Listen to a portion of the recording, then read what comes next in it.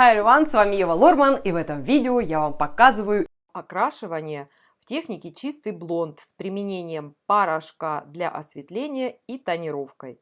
Это как раз ответ многим подписчикам, которые спрашивают, как делать коррекцию балаяжа.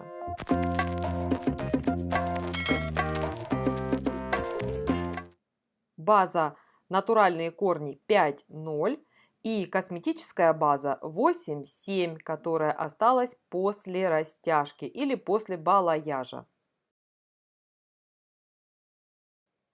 Степ 1. Развожу порошок 1 к 2, 40 грамм порошка и 80 грамм оксида. В общей сложности получилось 120 грамм. Разделяю волосы от центра лба до низа шеи вертикальным пробором.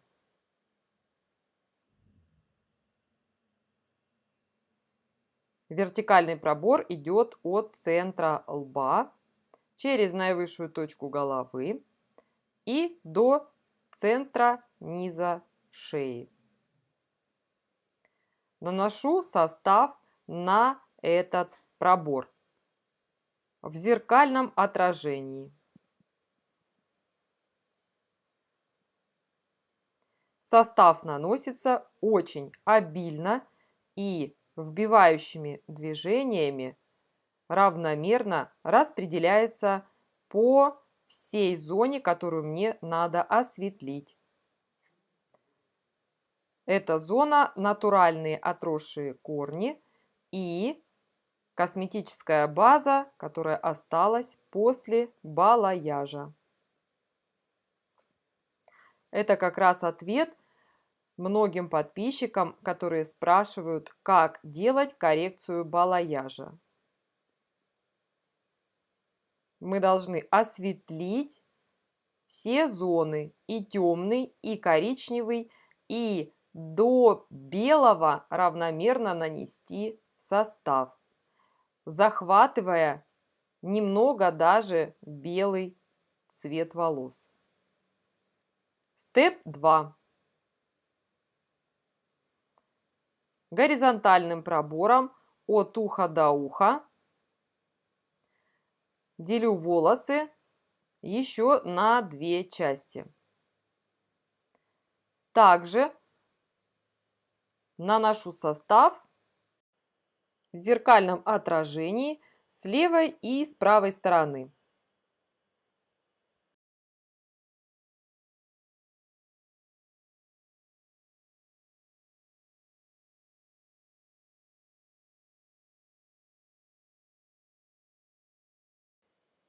А также наношу состав на всю краевую линию роста волос.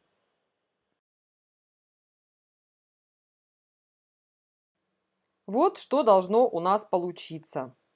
4 зоны, которые разделены между собой крестообразным пробором. Вкупе вертикальный и горизонтальный пробор называются одним словом – крестообразный пробор. Степ 3. Начинаю работать в первой зоне.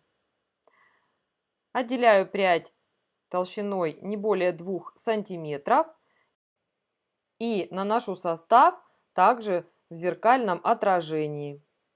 Состав наносится обильно.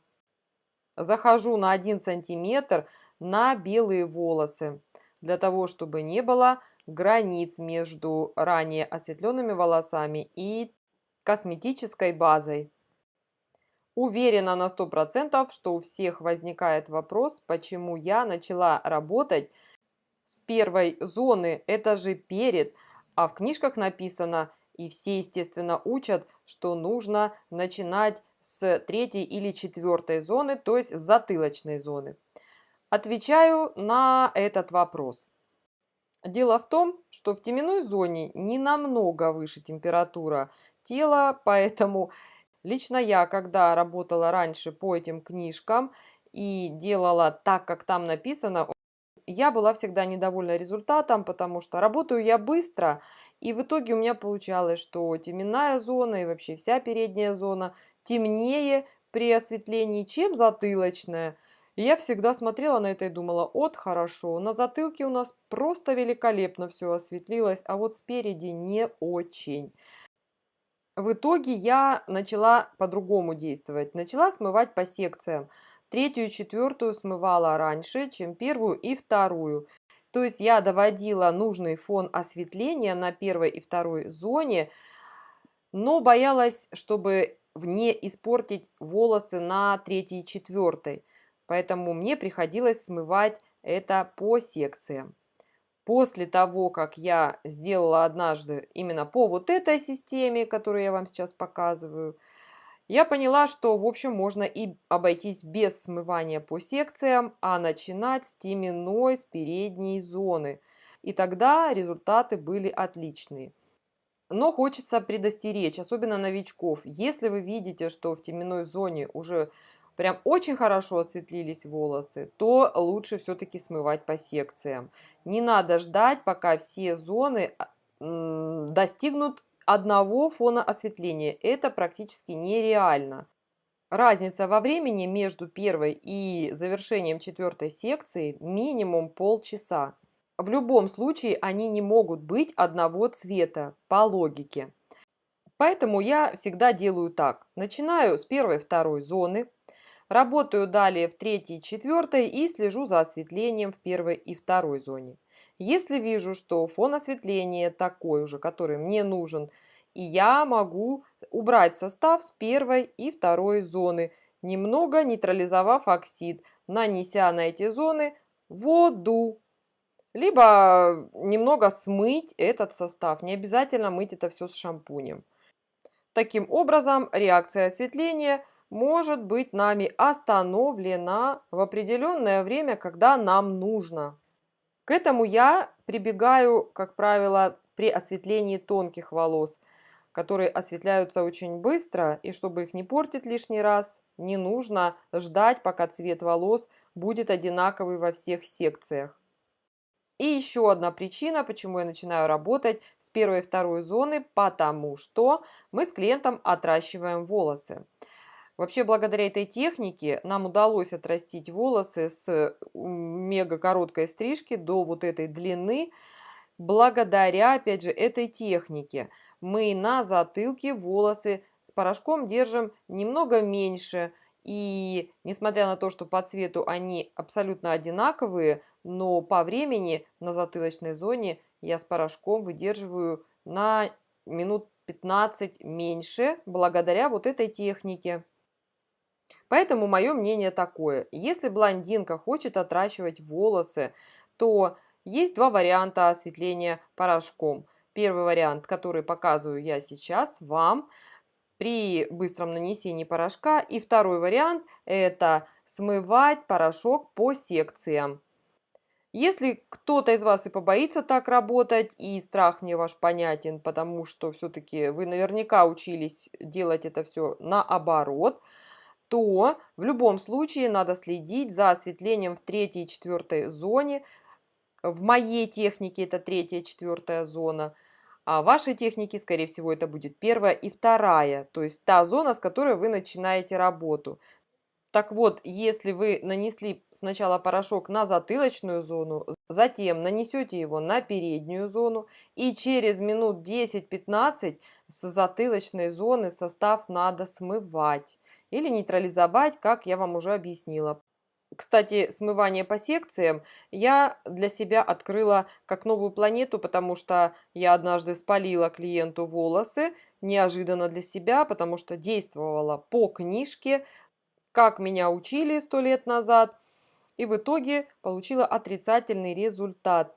Пока мы ждали осветления в теменной зоне, на затылочной зоне волос супер благополучно осветлился и повредился.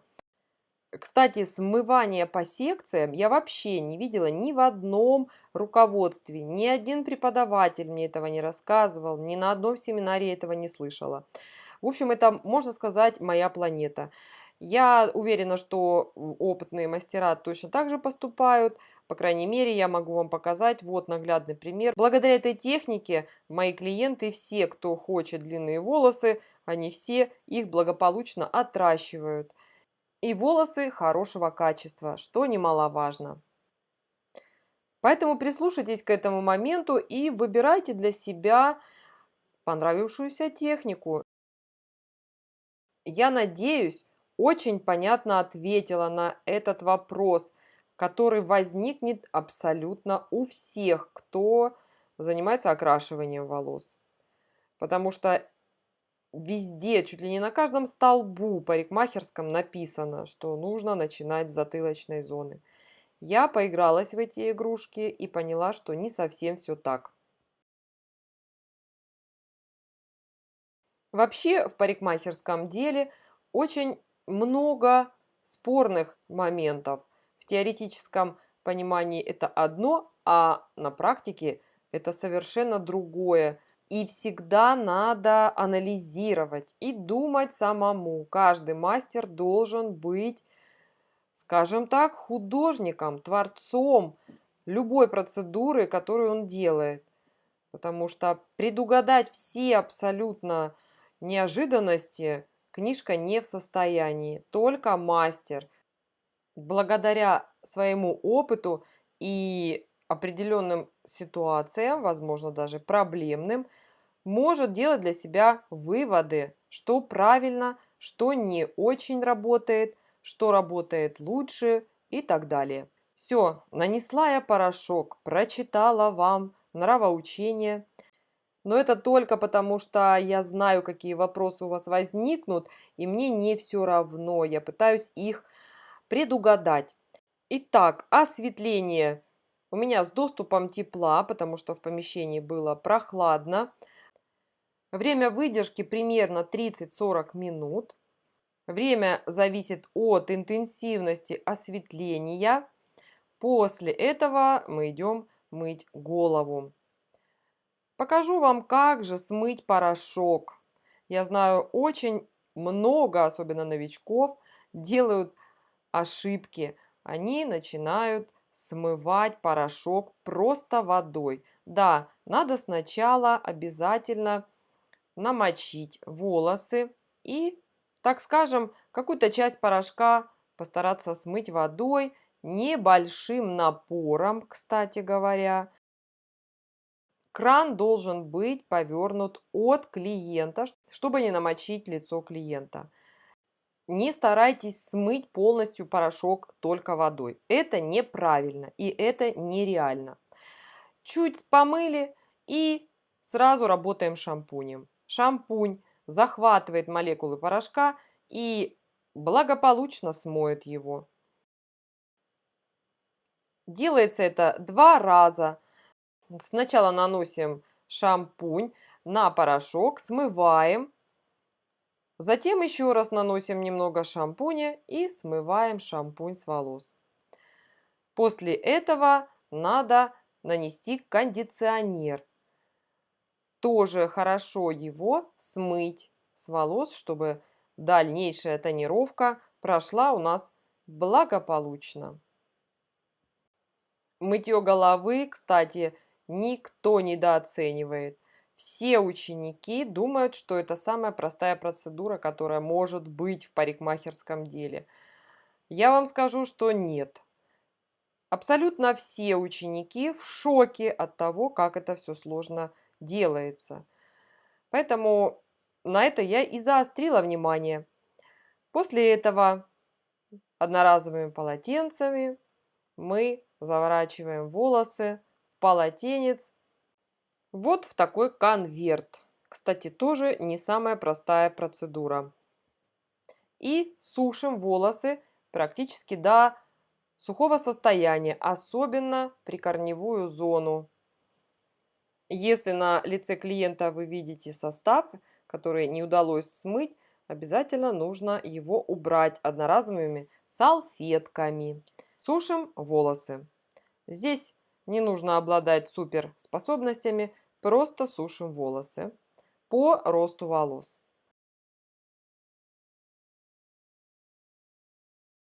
Степ 4. Далее работаю краской. Я взяла краску номер 961. Это светлый блондин, фиолетово-пепельный, и 10 грамм 4,0 в качестве затемнителя. Работаю на 3% оксиде.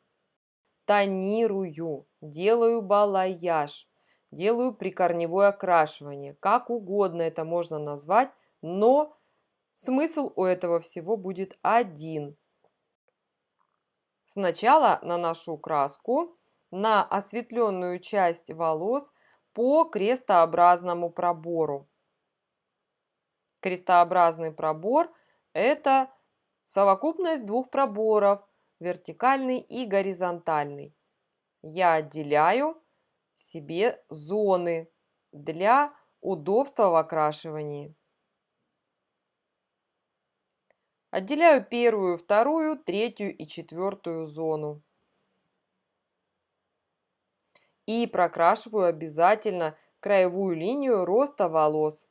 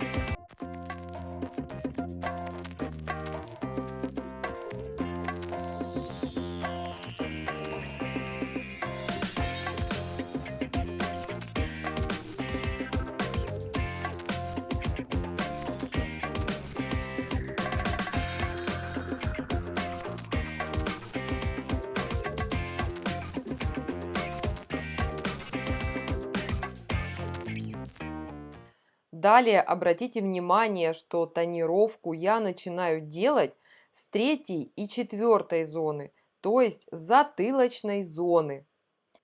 Потому что мне нужно, чтобы на затылочной зоне волосы были темнее, чем спереди. В целях сокращения времени я не буду показывать полностью эту процедуру, потому что это все те же действия, которые мы делаем при нанесении порошка, разделение волос на зоны, отделение пряди по 2 см толщиной и окрашивание в зеркальном отражении. Но хочу уже предугадать ваш вопрос. Что такое затемнитель и для чего он нужен? Затемнитель я применяю здесь, потому что если взять просто 9,61, нанести на прикорневую осветленную зону, после того, как клиент пару-тройку раз помоет голову, цвет волос станет абсолютно ровным по всей длине, включая корни. Это не очень красиво смотрится, такое впечатление, что это какой-то парик. В общем, балаяжем там пахнуть и не будет. Так как нам нужен балаяж, прикорневая зона более темная, чем основная длина, то и я и применяю в данной системе затемнитель. В качестве затемнителя выступает краска обычная под номером 4,0. Можно взять и 1,0, можно взять 3,0, но с ними опасно, потому что можно прям перетемнить. 1,0 берется совсем чуть-чуть, потому что он реально проявляется, и волосы становятся такого холодного темного пепла. Я не хочу такие вещи делать на данном клиенте, на длинных волосах, потому что затемнитель этот потом сыграет отрицательную роль, когда начнет смываться вся тонировка. Ну, в общем, 4,0 это самый лучший цвет в качестве затемнителя для длинных волос. Как видите, затылочную зону я окрасила. Теперь работаю в зоне 1 и в зоне 2. Краска прям хорошо проявляется и видно, насколько она темнеет. Но еще раз говорю, что нет, она не будет такой темной в итоге. Краску наношу аккуратно, чтобы не было пятен по основному полотну волос. По окончании окрашивания с этого момента считается время выдержки. В нашем случае 20 минут. После этого необходимо сделать эмульгацию. Увлажнить хорошо волосы и распределить краску по всем волосам. В течение 5 минут это надо сделать и быстро смыть, чтобы не перетемнить полотно волос.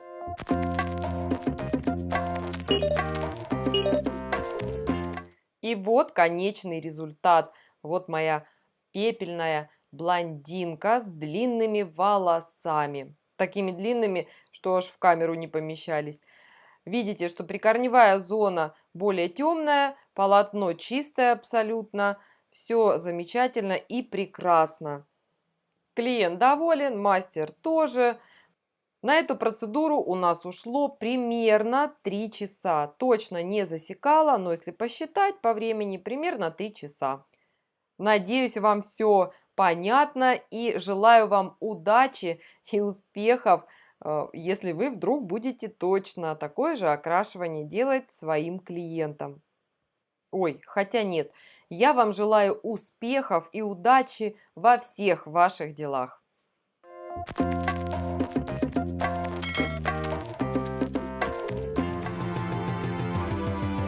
Эй, народ, не скупись, лайк поставь, подпишись, для тебя сейчас пляшу. Подпишись же, блин, прошу! Колокольчик тут же жми, делись со всеми, не томи. Хватит даме танцевать, пора идти видос снимать.